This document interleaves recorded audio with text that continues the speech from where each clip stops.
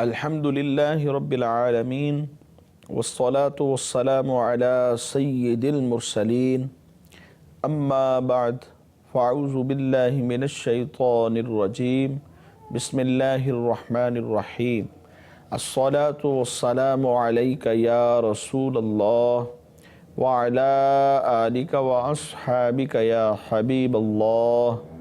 الصلاة والسلام علیک یا نبی اللہ وَعَلَىٰ آلِكَ وَأَصْحَابِكَ يَا نور اللہ۔ نبی کریم صلی اللہ تعالیٰ علیہ وآلہ وسلم نے ارشاد فرمایا، اکثروا من الصلاة علی فی یوم الجمعہ ولیلۃ الجمعہ فمن فعل ذلك كنت له شہیدا وشافعا یوم القیامہ۔ ارشاد فرمایا، جمعہ کے دن اور رات کو مجھ پر درود پاک کی کثرت کیا کرو، کیونکہ جو ایسا کرے میں قیامت کے دن اس کا گواہ اور اس کی شفاعت کرنے والا ہوں گا۔ صلو علی الحبیب صلی اللہ تعالی علی محمد صلی اللہ علیہ وسلم۔ میٹھے میٹھے اسلامی بھائیوں اور مدنی چینل کے ناظرین، ہم آج پھر اپنے سلسلے قرآنی مثالیں اور ان کے اسباق میں حاضر ہیں، اور یاد رہے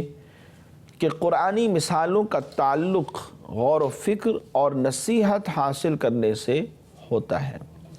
لہذا نہ صرف بیان کو توجہ سے سماعت فرمائیں بلکہ ہو سکے تو بیان سننے سے پہلے اچھی اچھی نیتیں بھی فرما لیجئے، کہ فرمان مصطفیٰ صلی اللہ تعالیٰ علیہ وآلہ وسلم ہے، نیت المؤمن خیر من عملہ، مومن کی نیت اس کے عمل سے بہتر ہے۔ اللہ تبارک و تعالی نے انسانوں اور جنوں کی تخلیق کی وضاحت کرتے ہوئے ارشاد فرمایا، اور ان کے تخلیق کے مقصد کو بیان کرتے ہوئے ارشاد فرمایا کہ ہم نے انسانوں اور جنوں کی تخلیق اپنی عبادت کے لیے کی ہے، یعنی انسانوں اور جنوں پر یہ بات لازم ہے کہ وہ اللہ تبارک و تعالیٰ کی عبادت کریں، ایک خدا کی عبادت کریں، کیونکہ وہ واحد ہے، وہ یکتا ہے، اس کا کوئی شریک نہیں۔ لیکن باوجود اس کے بعض لوگوں نے اللہ تبارک و تعالیٰ کے شریک بنا لیے، بتوں کی عبادت شروع کر لی، کسی نے چاند کی ستاروں کی پوجا شروع کر دی، الگ الگ اپنے اپنے خدا بنا لیے، اور انہوں نے اللہ تبارک و تعالیٰ کے ساتھ شرک کیا، اور معبودان باطل کی عبادت کرنے والوں کی رب ذوالجلال نے مثال بیان فرمائی۔ چنانچہ قرآن مجید فرقان حمید میں ارشاد ہوا، مثل الذین اتخذوا من دون اللہ اولیاء کمثل العنکبوت اتخذت بیتا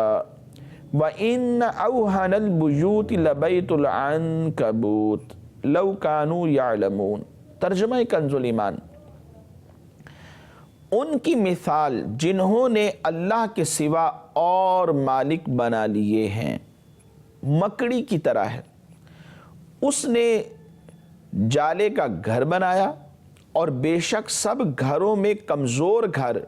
مکڑی کا گھر، کیا اچھا ہوتا اگر جانتے۔ اس آیت مبارکہ سے پہلی جو آیت ہے، اللہ تبارک و تعالیٰ نے اس میں بیان فرمایا کہ جن لوگوں نے دنیا میں شرک کیا اور اس کے نبیوں اور رسولوں کی تکذیب کی اور پھر اس پر اصرار کرتے رہے، تو اللہ تبارک و تعالیٰ نے ان پر آسمانی عذاب بھیجے،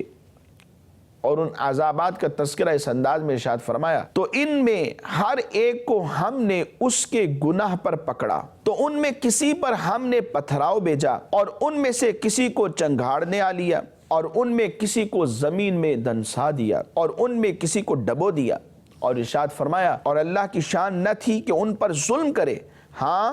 وہ خود ہی اپنی جانوں پر ظلم کرتے ہیں۔ تو اللہ تبارک و تعالیٰ نے ان سرکشی کرنے والوں اور اللہ تبارک و تعالیٰ کے ساتھ شریک ٹھہرانے والوں کے عذابات کا تذکرہ فرمایا، اور یہ بھی ارشاد فرما دیا کہ جن باطل خداؤں کو وہ اللہ تبارک و تعالیٰ کا شریک قرار دیتے ہیں اور ان کو اپنا مددگار اور کارساز سمجھتے ہیں، جن کے متعلق ان کا عقیدہ یہ ہے کہ وہ ان کو ہر قسم کے ضرر سے بچا لیں گے، وہ ان کے کسی کام نہ آ سکے، اور وہ لوگ اللہ کے عذاب میں ہلاک ہو گئے۔ اس سے واضح ہو گیا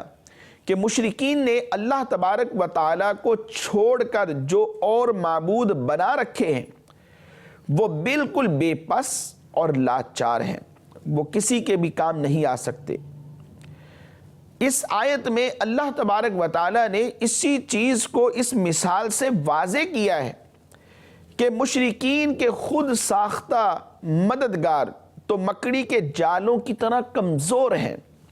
وہ کسی کے کام نہیں آ سکتے۔ مکڑی کا گھر سب سے کمزور گھر ہوتا ہے، اور اس کی چند ایک وجوہات ہیں۔ ایک وجہ یہ ہے کہ گھر میں دیواریں، چھت اور دروازے ہوتے ہیں۔ چھت کی وجہ سے گھر والے بارش سے، دھوپ سے محفوظ رہتے ہیں، دیواروں کی وجہ سے وہ سرد ہواؤں کے تھپیڑوں سے محفوظ رہتے ہیں، اور جن گھروں کے دروازے ہوتے ہیں تو دروازوں کی وجہ سے وہ اجنبی لوگوں کے آنے اور دشمنوں اور مخالفوں سے محفوظ رہتے ہیں۔ اور مکڑی جو جالوں کا گھر بناتی ہے، اس میں ان میں سے کوئی بھی چیز نہیں ہوتی، اس لیے وہ سب سے کمزور اور سب سے زیادہ غیر محفوظ گھر ہوتا ہے۔ سورج کی شعاعیں اسے آر پار کر کے گزر جاتی ہیں، اور تیز آندھی یا ہواؤں کے تھپیڑوں سے وہ ٹوٹ کر بکھر جاتا ہے۔ اور ایک وجہ یہ بھی ہے کہ اینٹوں، ریت، بجری، سیمنٹ اور لوہے سے جو گھر بنایا جائے وہ سب سے زیادہ مضبوط گھر ہوتا ہے، وہ انسان کو آگ سے، بارش سے اور آندھیوں سے محفوظ رکھتا ہے۔ اور اگر لکڑی کا گھر بنا دیا جائے تو وہ انسان کو آگ سے تو محفوظ نہیں رکھ سکتا، البتہ دھوپ، بارش اور آندھیوں سے ضرور محفوظ رکھتا ہے۔ اور تیسرے درجے کا گھر وہ ہوتا ہے جو کپڑے کا ایک خیمہ ہو، وہ انسان کو سایہ تو فراہم کر سکتا ہے، ہر چند کہ وہ آگ، بارش اور تیز ہواؤں کے سامنے نہیں ٹھہر سکتا۔ اور ان تمام گھروں میں سب سے زیادہ کمزور مکڑی کا گھر ہے،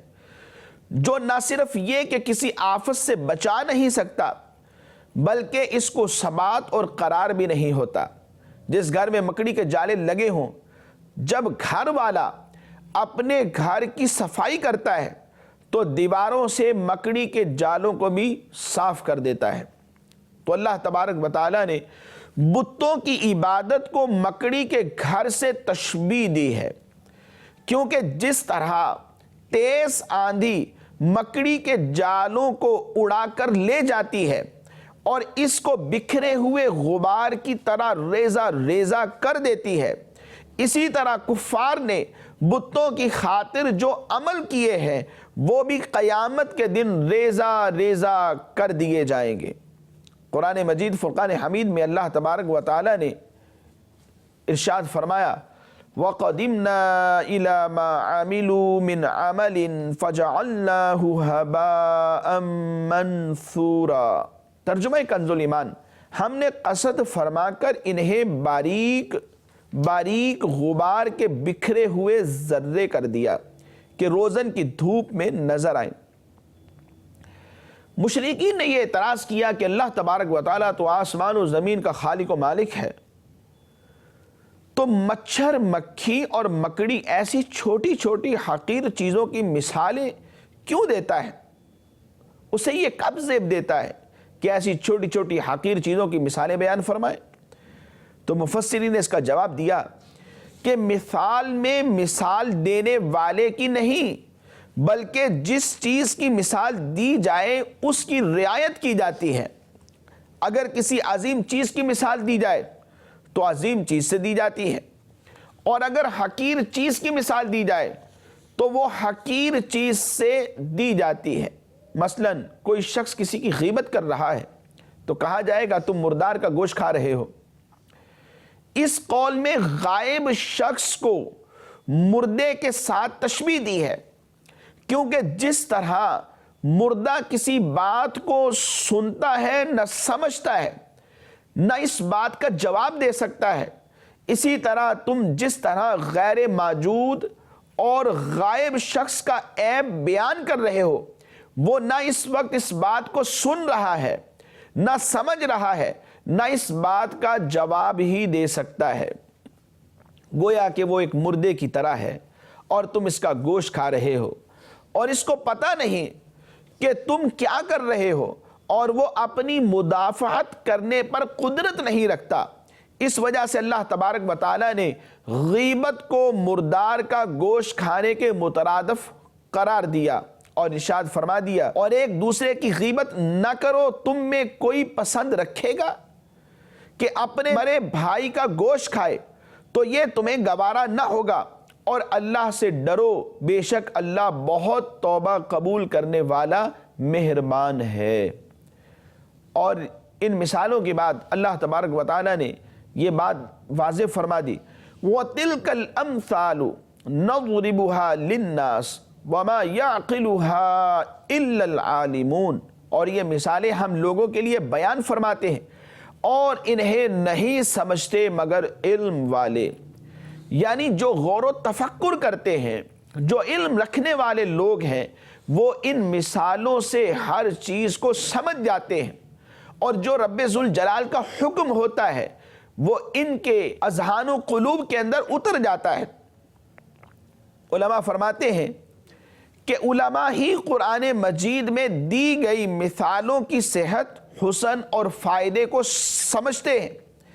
کیونکہ مثالوں اور تشبیہات کے ذریعے ان معنی کو دریافت کیا جاتا ہے جو پردوں میں مستور ہوتے ہیں، چھپے ہوئے ہوتے ہیں، ان کو واضح کر دیا جاتا ہے۔ جیسا کہ تار عنکبوت کے ضعف کی مثال سے ایک موحد اور ایک مشرک کے حال کے فرق کو واضح فرمایا گیا، اور عالم وہ شخص ہے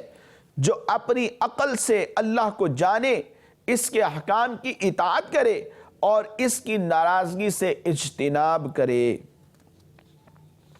قرآن مجید فرقان حمید کی یہ مثال جو ایک موحد اور مشرک کے مابین فرق کرنے کے لیے دی گئی ہے، اس میں من دون اللہ میں جو اولیاء بنائے جاتے تھے، جو مددگار سمجھے جاتے تھے، جو کارساز اللہ کے مقابلے میں کھڑے کیے جاتے تھے، ان سے مراد معبود ہیں جو کفار رب ذوالجلال کے ہمسر کے طور پر، مقابل کے طور پر پیش کیا کرتے تھے، اور باطل خداؤں کی مزید مذمت بیان کرتے ہوئے اللہ تبارک و تعالیٰ نے ارشاد فرمایا، ترجمہ کنز الایمان، کیا اسے شریک کرتے ہو جو کچھ نہ بنائے اور وہ خود بنائے ہوئے ہیں، اور نہ وہ ان کو کوئی مدد پہنچا سکیں اور نہ اپنی جانوں کی مدد کریں، اور اگر تم انہیں راہ کی طرف بلاؤ تو وہ تمہارے پیچھے نہ آئیں، تم پر ایک سا ہے، چاہے انہیں پکارو یا چپ رہو، بے شک وہ جن کو تم اللہ کے سوا پوجتے ہو تمہاری طرح بندے ہیں، تو انہیں پکارو پھر وہ تمہیں جواب دے۔ اگر تم سچے ہو، کیا ان کے پاؤں ہیں جن سے چلیں، یا ان کے ہاتھ ہیں جن سے گرفت کرے، یا ان کی آنکھیں ہیں جن سے دیکھیں، یا ان کے کان ہیں جن سے سنیں؟ تم فرماؤ کہ اپنے شریکوں کو پکارو اور مجھ پر داؤ چلو اور مجھے مہلت نہ دو، بے شک میرا والی اللہ ہے جس نے کتاب اتاری، اور وہ نیکوں کو دوست رکھتا ہے، اور جنہیں اس کے سوا پوچھتے ہو وہ تمہاری مدد نہیں کر سکتے اور نہ خود اپنی مدد کریں، اور اگر تم راہ کی طرف بلاؤ تو نہ سنیں، اور تو انہیں دیکھے کہ وہ تیری طرف دیکھ رہے ہیں اور انہیں کچھ بھی نہیں سوجھتا۔ میٹھے میٹھے اسلامی بھائیوں، مدنی چینل کے ناظرین، اللہ تبارک و تعالیٰ نے غیر اللہ کی عبادت کرنے کو اور اس کو اپنا مددگار بنانے کو تار عنکبوت کی طرح کمزور اور ناپائیدار قرار دیا ہے، اور اہل علم ہی جان سکتے ہیں کہ یہ جہان خود سے نہیں بنا،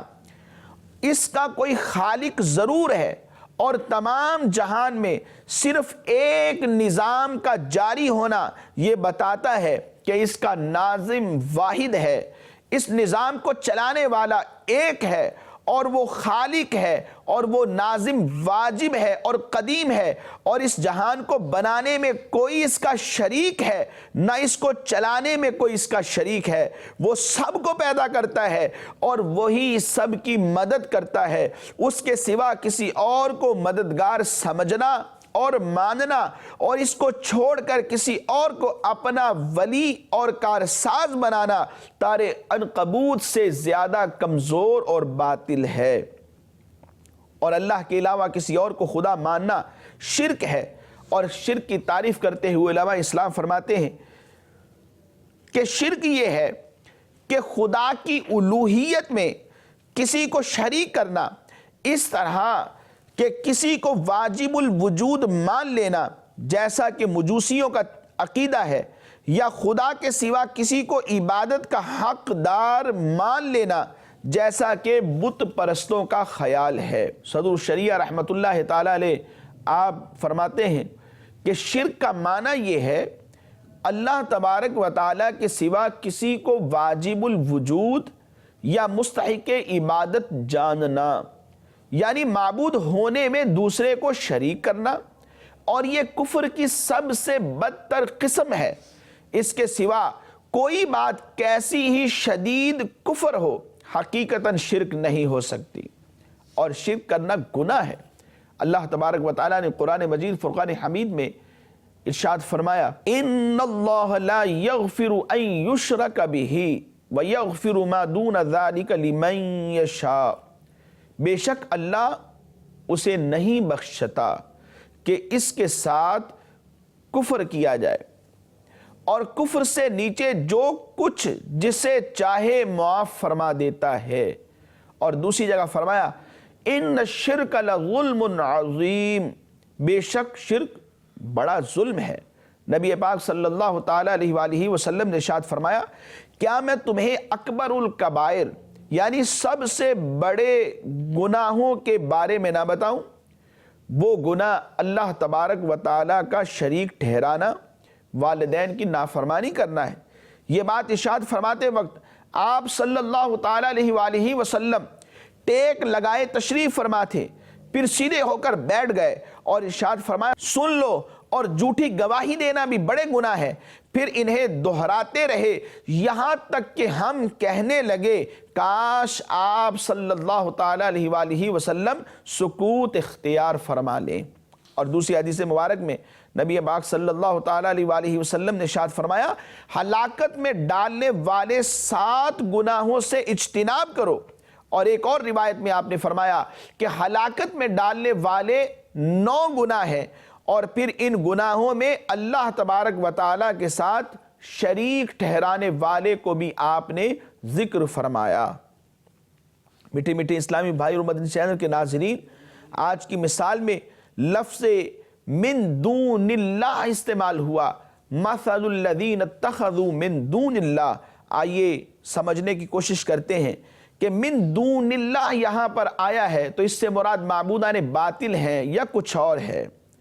من دون اللہ علماء فرماتے ہیں قرآن شریف میں یہ لفظ بہت زیادہ استعمال ہوا ہے،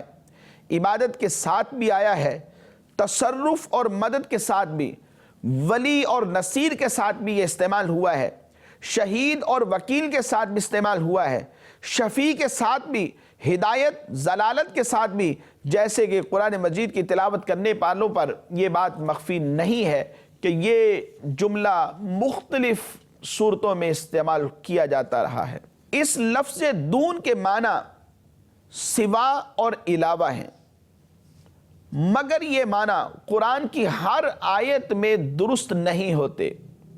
اگر ہر جگہ اس کے معنی سوا کیے جائیں گے تو کہیں تو آیات میں سخت تعارض ہوگا، اور کہیں قرآن مجید فرقان حمید میں صراحتاً جھوٹ لازم آئے گا، جس کے دفع کے لیے سخت دشواری ہوگی۔ قرآن کریم میں جب ہم تأمل کرتے ہیں، غور و فکر کرتے ہیں، تو معلوم ہوتا ہے کہ یہ لفظ 3 معنی میں استعمال ہوا ہے۔ نمبر 1 سوا اور علاوہ، اور دوسری معنی میں جس میں یہ استعمال ہوا ہے وہ مقابل کے معنی ہے، اور تیسرا اللہ کو چھوڑ کر۔ جہاں من دون اللہ عبادت کے ساتھ آئے، یہ ایک اصول ہے جس کو سمجھنے کی کوشش کیجئے کہ قرآن مجید فرقان حمید میں جہاں پر جس مقام پر من دون اللہ عبادت کے ساتھ ہو یا ان الفاظ کے ہمراہ آئے جو عبادت یا معبود کے معنی میں استعمال ہوتے ہیں، تو اس کے معنی سوا ہوں گے، کیونکہ خدا کے سوا کسی کی عبادت نہیں ہو سکتی۔ مثال کے طور پر ایک آیت سماعت فرمائیے، اللہ تبارک و تعالی نے قرآن مجید فرقان حمید میں ارشاد فرمایا فَلَا أَعْبُدُ الَّذِينَ تَعْبُدُونَ مِن دُونِ اللَّهِ وَلَكِنْ أَعْبُدُ اللَّهَ الَّذِي يَتَوَفَّاكُمْ، پس نہیں پوجتا میں انہیں جن کو تم پوجتے ہو اللہ کے سوا، اور لیکن میں تو اللہ کو پوجوں گا جو تمہیں موت دیتا ہے۔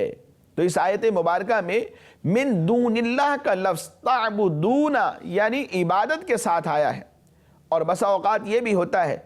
کہ کوئی ایسا لفظ کہ جو عبادت کے معنی رکھتا ہو، مثال کے طور پہ تدعون کا لفظ بسا اوقات عبادت کے لیے بولا جاتا ہے،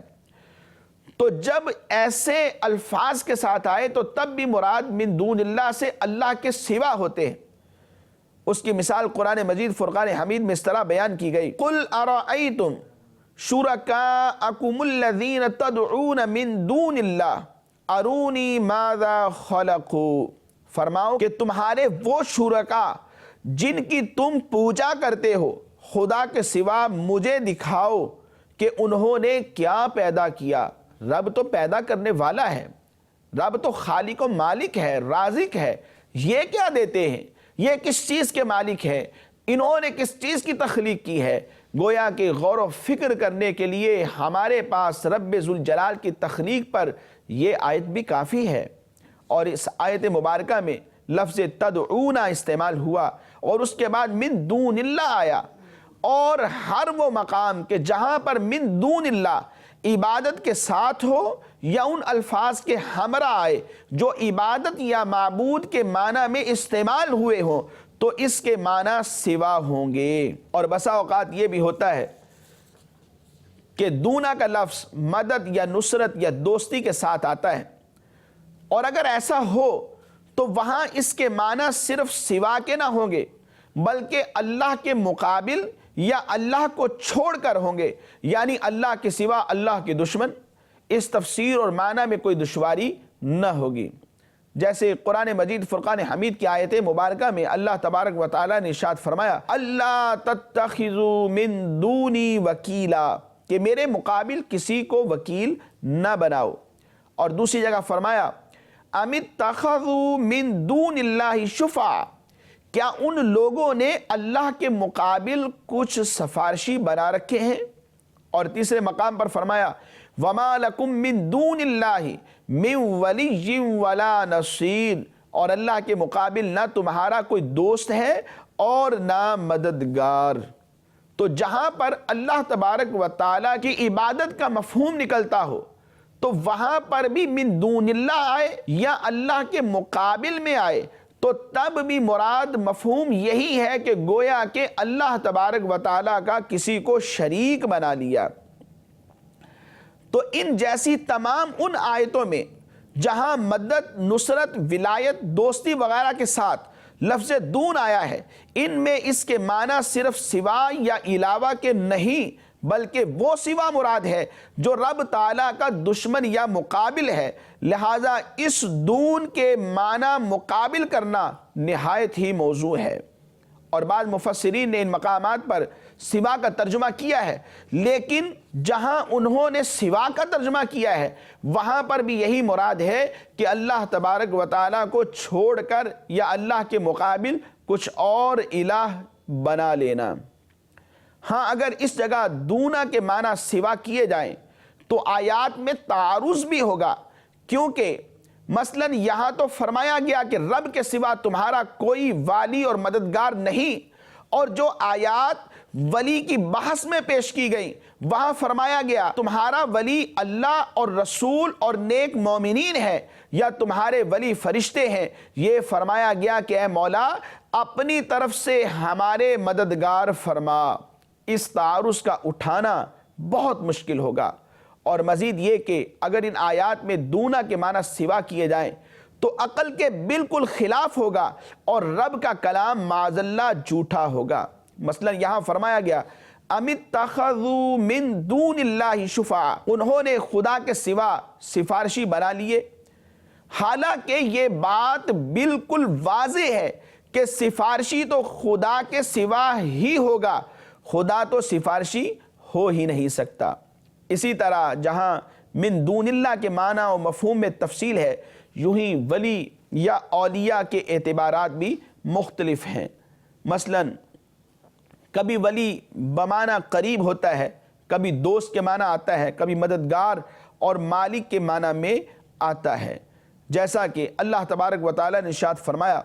انما ولیکم اللہ ورسولہ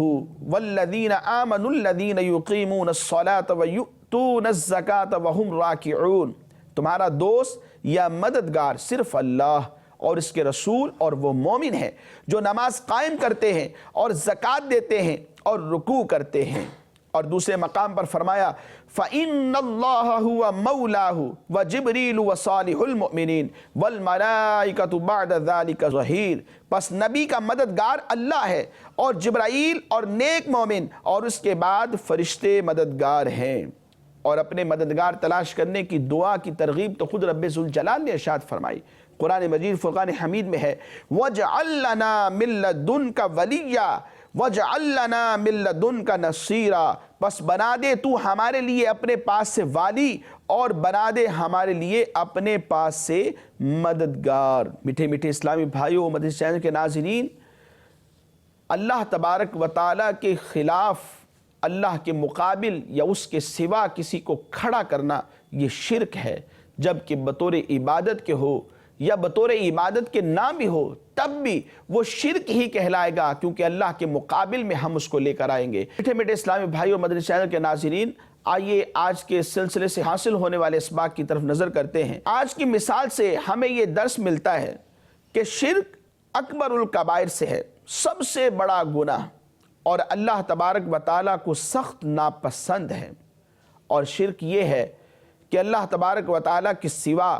کسی کو واجب الوجود یا مستحق عبادت جاننا، یعنی معبود ہونے میں دوسرے کو شریک کرنا، اور یہ کفر کی سب سے بدتر قسم ہے۔ اس کے سوا کوئی بات کیسی ہی شدید کفر کیوں نہ ہو، حقیقتاً وہ شرک نہیں ہو سکتی۔ اس لیے ہمیں چاہیے کہ ہم ہر حال میں اللہ تبارک و تعالیٰ سے مدد مانگیں، اور اللہ کی اولیاء سے بھی اگر ہم مدد مانگیں تو یہ ذہن میں ہو رب ذوالجلال اپنی پاور سے، اپنے اختیار سے مدد فرماتا ہے، اور اللہ کے جو اولیاء ہیں یہ رب ذوالجلال کی عطا سے ہماری مدد کرتے ہیں۔ ان کی مدد ذاتی نہیں بلکہ اللہ کی دی ہوئی ہے۔ اللہ رب العزت ہم سب کو آج کی ان باتوں پر عمل کی توفیق نصیب فرمائے، آمین بجاہ النبی الامین صلی اللہ تعالی علیہ وآلہ وسلم۔ ایمان ہے قول مصطفیٰ، ایمان ہے قول مصطفیٰ، قرآن ہے حال مصطفیٰ۔